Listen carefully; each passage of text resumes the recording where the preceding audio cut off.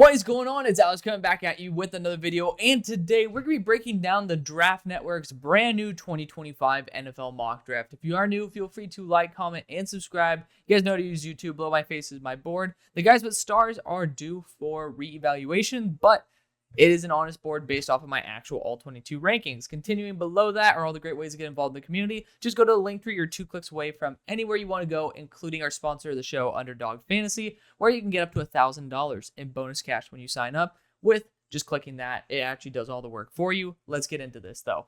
I've yet to review a mock draft by Jamie Eisner, so I'm excited to see how this goes. Starting out with the New England Patriots #1 overall pick. Obviously, I assume there's not going to be trades in this, but even if there is, I mean, they mock drafts usually try to keep it to a minimum, especially when they are on websites. But the Patriots stick and pick at 1 with Kelvin Banks Jr.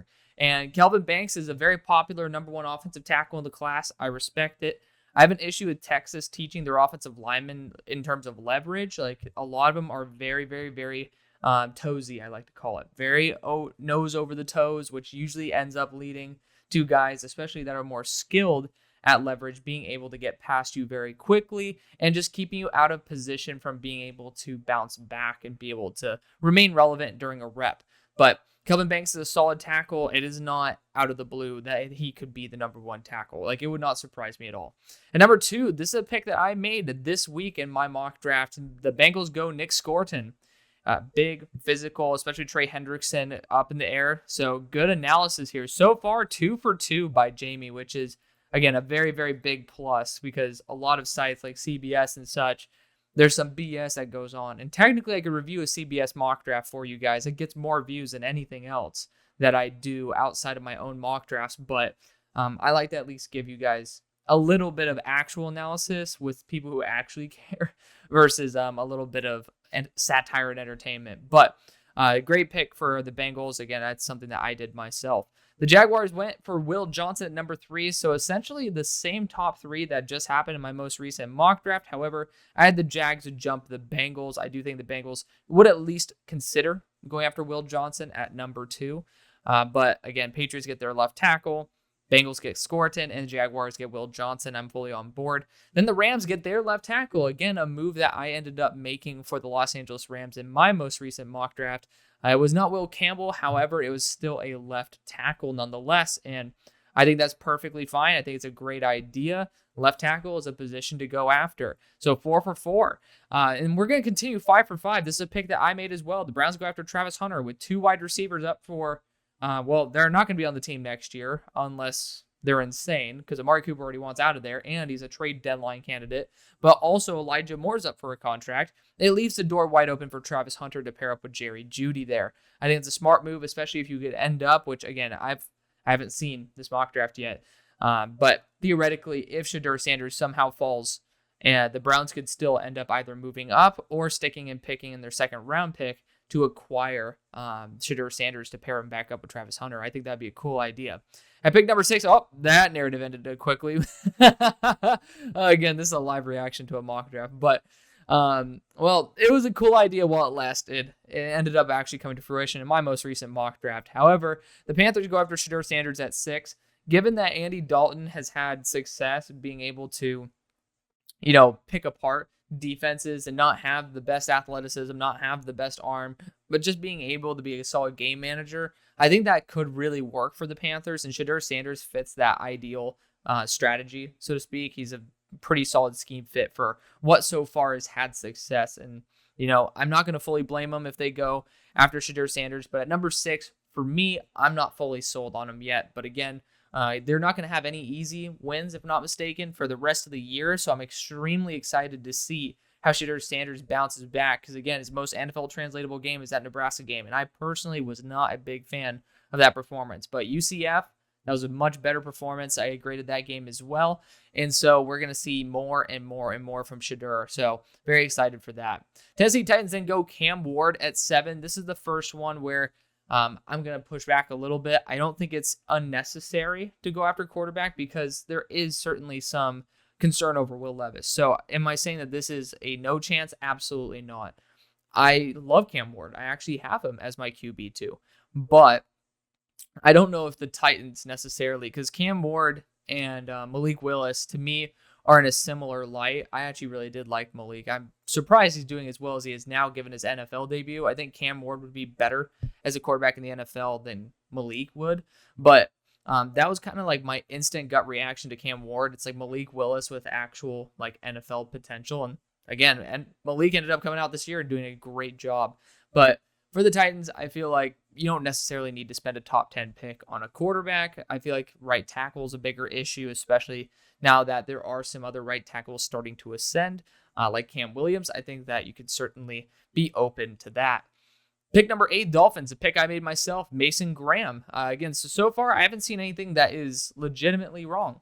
Like, all of this, again, it's down to a difference of opinion. And if you're extremely high on Cam Ward, if you're extremely high on Shedeur Sanders, if you're extremely low on Bryce as well as Will, this makes sense. So keep that in mind as well. And same thing right here. I drafted Mason Graham myself to the Dolphins. I think that there is a lack of defensive interior talent on this team with Christian Wilkins being gone. So good move right there. The Jets then go Malachi Starks. This is the first one that I might be like intrigued to push back on.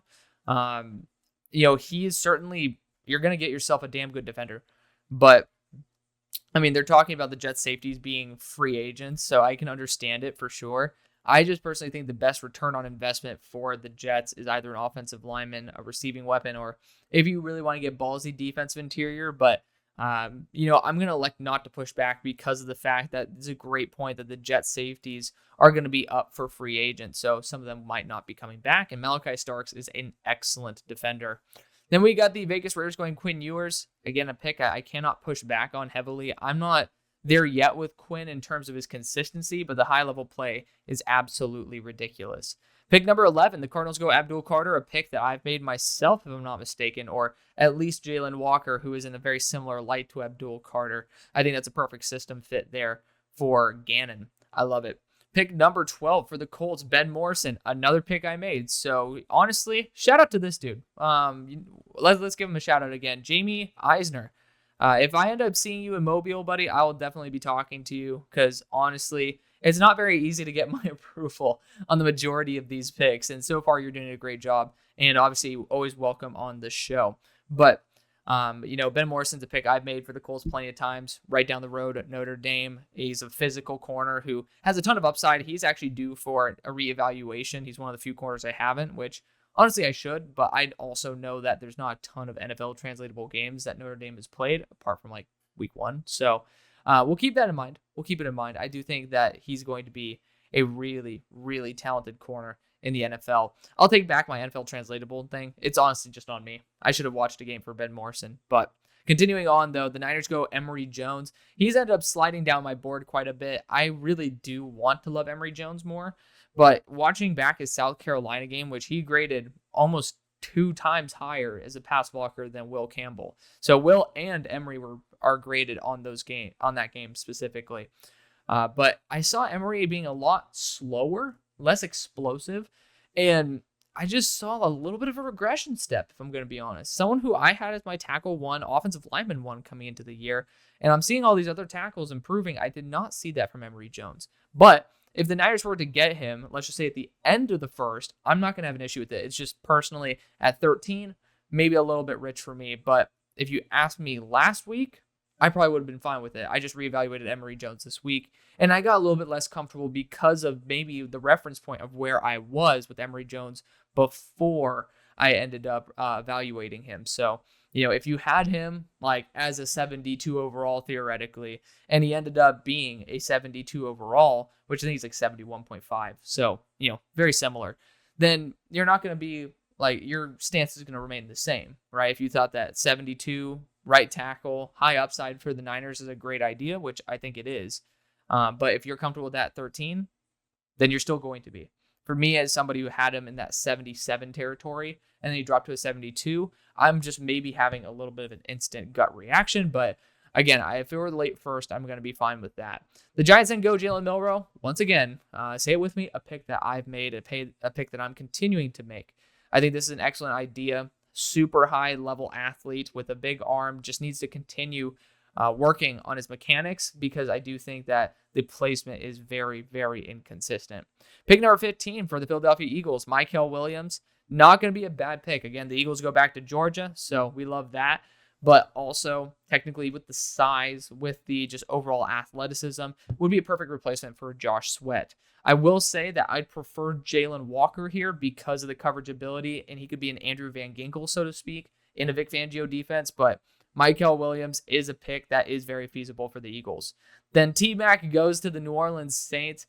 Beautiful job on this edit. Honestly, I'm going to steal that. But regardless, T-Mac to the Saints is a pick that I make every time that I don't have Malachi Starks there. And in this, Malachi Starks is taken at 9. So great pairing there with Rashid Shaheed as well as Chris Olave. That's a really, really nice group of players. And the Panini is not on the player too. It sounds sinister as hell for me to say it, but I mean, I'm just being completely honest. I love seeing these jersey edits and repurposing them. I haven't been doing it so far this year because it's honestly been a little bit of a lack at the moment, but we'll get back to it. The Dallas Cowboys then go Ashton Jeanty at 17. I mean, he's someone who should be a top 10 pick, but if he's here at 17, you bet your ass the Dallas Cowboys would be blessed to have him. So again, an agreement there, especially given the board. James Pierce is a player I've taken to Tampa Bay. I think he replaces that Joe Tryon-Shoyinka role very, very well. So another really solid pick. The Chargers get Colson Loveland. Say it with me. Another pick that I've made. Again, perfect system fit because, well, it's his coach. Makes sense. And he's been really productive for how unproductive that offense has been. He really is kind of the focal point there. So great job for Colston. I don't think he should be getting out of the top 20. At pick number 20, you got the Seahawks going Arianti Ursary. If you can move him to right tackle and he works, I'm down. I do worry that he has to be a guard in the short run, but going after offensive tackle for the Seahawks, it's going to be kind of hard to get a downgrade. So, take it at your own risk. Luther Burden to the Broncos. Sounds like something I did this week. It literally is. So, I think this is a great pick. Great after the catch. He's been a little bit underwhelming this year to certain people. To me, you guys know I wasn't the biggest Luther Burden guy. And I wanted to be. I called him Deontay Johnson. But, that's a pretty damn solid receiver. People had him as like a number 2 guy in the class. I wasn't there. But I don't like running laps around when I'm right about a player that I'm not necessarily excited about. Because it just means that, well, I mean, a lot of people got let down. But on top of that, we don't get another Jamar Chase style player. Because some people were starting to say that about Luther. And I'm like, all right, let's pipe down. But, he's still worth a first round pick. And that's awesome. You still get yourself a dynamic playmaker. And for Bo Nix, where you can just kind of give the ball to Luther and, take it out of his hands, it gets the offense continually in rhythm and allows the quarterback not to have the stress solely on his shoulders. I'm fine with that. The Ravens then go Josh Simmons. If you can see my board, I think you can definitely tell what I think of that. I think he should play guard until Ronnie Stanley is officially gone. And I honestly think that he could be, I can't say like to that level of generational, but I have him as a barely blue chip tackle, which it's very, very, very hard to do. Luckily, he's athletic and has power. Like Joe Alt, I'm debating switching my scale up a little bit because of the fact that I value power, I think, a little too much. It gets exciting. I feel like power is more of an exciting trait and more of a valuable trait on the interior of the offensive line. Tackles, I just want them to do their damn job.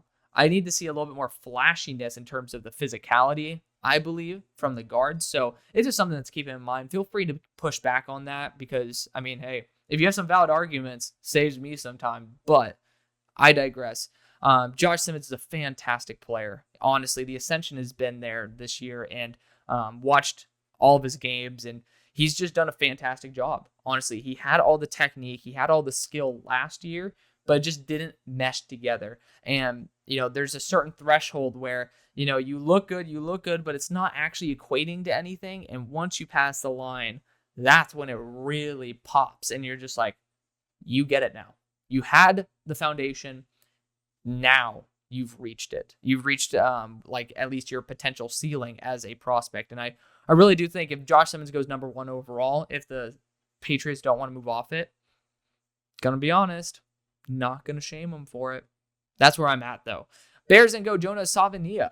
I love the fact that you can use him as a guard or a tackle. It just really does depend on your vision for Karan Amagaji, which I assume Karan is going to be somebody you keep as a tackle. He's a 3rd round pick. You would have drafted him as a guard in the 3rd round if you thought he was a guard in the 3rd round. It's not like you're drafting a 5th round player. Like, that's a very high pick. So I do believe that the left tackle spot at least should be in consideration. Now, if Josh Simmons were here at 23, take Josh Simmons and then have a battle.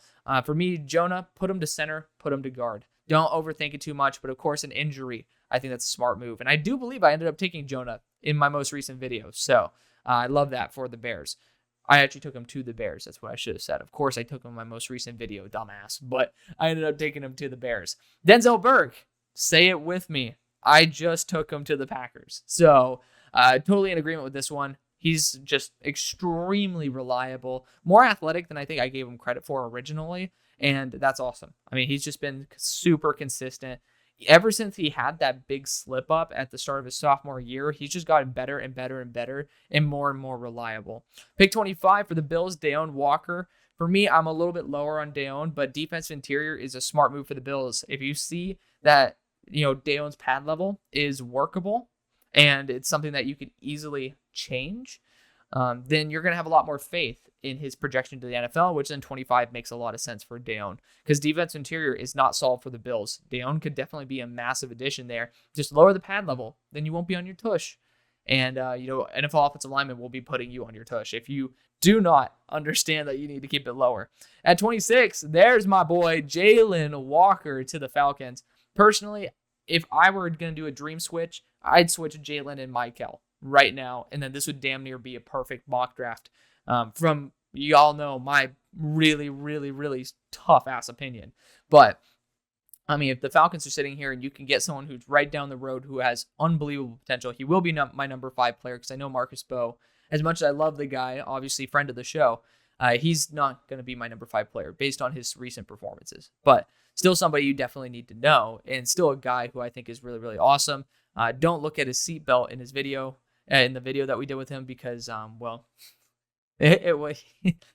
pointed it out. Marcus was not actually wearing a seatbelt in the interview while he was driving. I'm like, that was crazy. Y'all have a crazy eye, and I love you for that. But continuing on, let's not get Marcus incriminated here.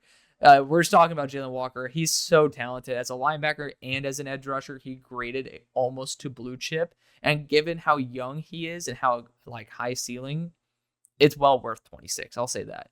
27 for the Steelers. Isaiah Bond, I mean, why not?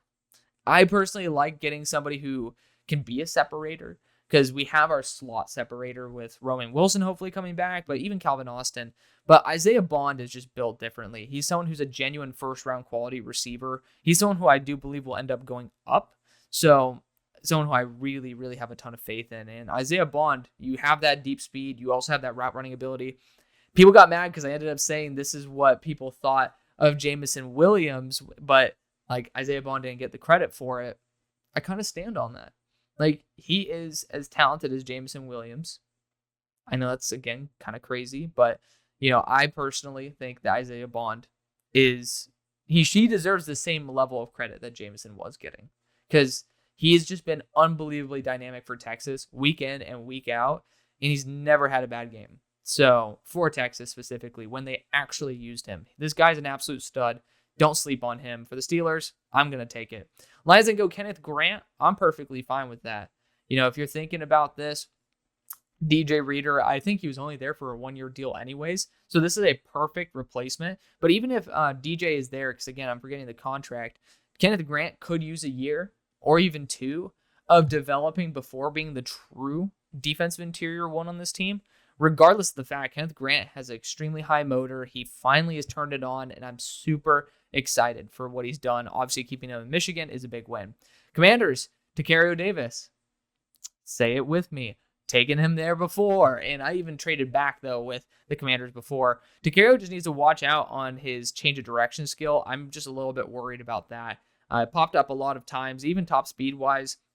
More athletically equipped receivers, which the NFL has, can gain some separation, but the IQ's there. I mean, just the overall understanding of the game is certainly there. He might end up being a defensive back rather than a pure corner, but at the end of the day, you're getting yourself a damn good football player. Then you got the Texans going Quinshon Judkins. It'd be intriguing because they've kind of pieced together, they Frankenstein a solid running back core with Akers kind of being, a little bit of a Frankenstein version of himself, Mixon in the twilight of his career. Quinshon could certainly be that short range back that you're looking for to get those extra yards, kind of being an Ezekiel Elliott, so to speak. At 31, the Vikings go Maxwell Hairston. I think corner is a fine position for the Vikings. I know a lot of people love Max. He is, I believe, the SEC interception leader last year. So, he has those ball skills as well. I'm not uber high on Max, and y'all know I'm a Kentucky guy, but I still think he's a really quality corner. So if the Vikings, if they ended up trading back, getting some extra picks and took Maxwell Hairston, not going to complain because he's also pretty damn physical too. And then finally ending this off, we got the Chiefs going Emeka Egbuka. If he can end up staying healthy, I think this is going to be a great fit because you see the usage of Rashee Rice in this offense, and glad that when they ended up looking at his knee, I think it was only LCL that was legitimately in need of repair. But specifically for Emeka, he can end up being that second physical presence. You look at the receiving room, and Worthy's going to be there. Rice is going to be there. Besides that, you're really starting to not have those ideal weapons, which sounds insane because Kelsey, he's getting older. We don't know if he's even going to play after this year. But, just in general, I really don't see a wide variety of top-tier talent in this receiving room. And Emeka Egbuka, when healthy, could really elevate this receiving core and take a little bit more stress off of the play calling, off of Mahomes, and just giving them a really quality physical target who can block very well as well. So I'm super excited. Obviously they're even bringing up the fact that Rashee Rice could be suspended based off of his actions on the freeway that I literally drive through every single day. Yes, my gym is en route on that road because it's right outside of SMU as well. So pony up. But regardless of the fact, that would give even more validity because Emeka can step into the Rice role in the short run and then develop his role in the long run. I love it. Regardless, shout out to Jamie because this is probably one of the least contentious mock drafts that I've actually looked at. And that's a big award coming from me. So thank you so much for watching. See you guys on Farside. Peace.